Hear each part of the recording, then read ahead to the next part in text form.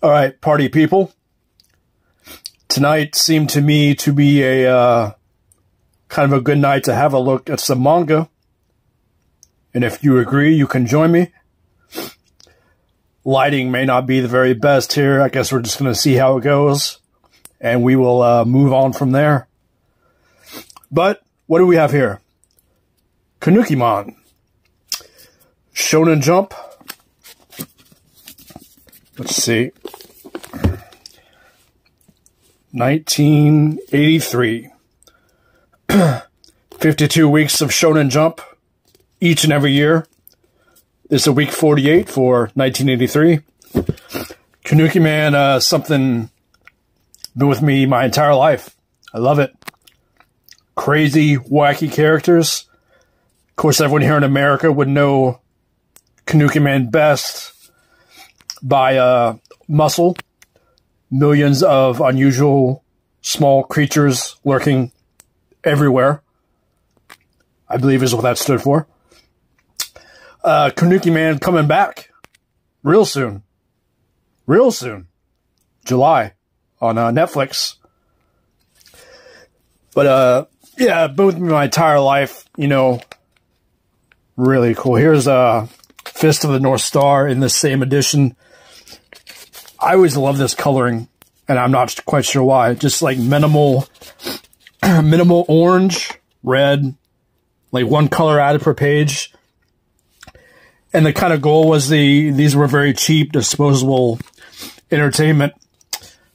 Our friends in Japan had a very a premium on space, and many entertainment things were. This is kind of cool. Just like the Charles Atlas, Grant Morrison / Flex Mentallo ad for Japan. You can go from that to that. But I was saying, you know, in Japan, very, keep distracting myself by looking at some of this cool art. Very, disposable entertainment. You know, you read these on the, you're not expected to keep these. You know, you enjoy them, but you part with them. Later on, you would have a tankobon editions. This is number 3 for Kinnikuman. Collects maybe, I guess you'd say, 3 or 4 months of what appeared in Shonen Jump. And here was the thing, even this too, in Japan, considered very, transient. You did not keep it. Very disposable. You liked it. Got your entertainment out of it.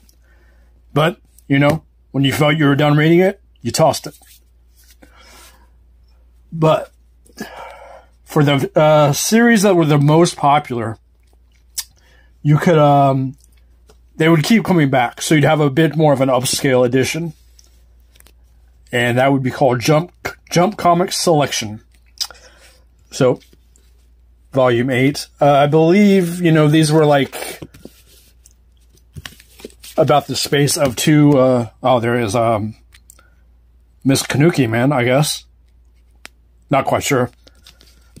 Yeah, I think that's his mother.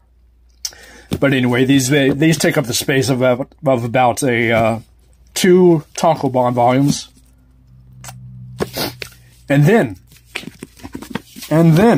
after that, for the series that most finds a place in people's hearts, you would get something more like a deluxe edition like this.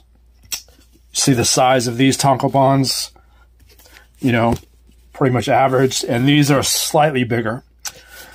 And you can think of this like an American comic books, like a annual, you know, a special issue, kind of a recap of a lot of this.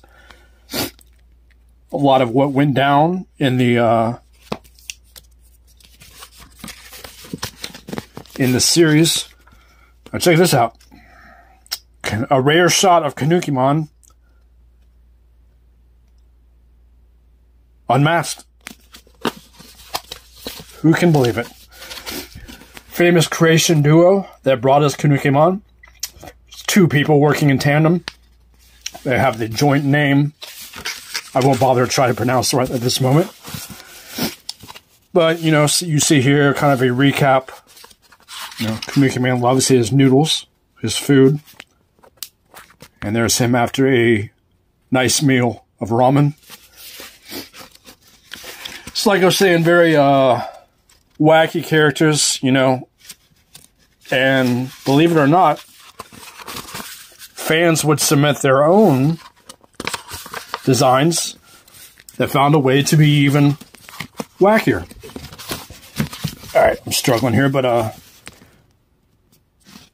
don't know if this was a fan creation especially, but, you know, the screw guy kind of always wraps his metal Italians and, you know, kills people that way.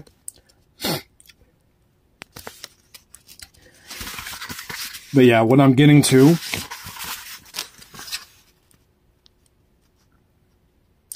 very, this character was the most notable technical wrestling master. He was based on Billy Robinson in pro wrestling. Kinnikuman doing some training with meat. Yeah, anyway, I keep getting distracted, but I wanted to show you how some of these fan submissions of their own Kinnikuman characters were even wilder than the ones the artist came up with.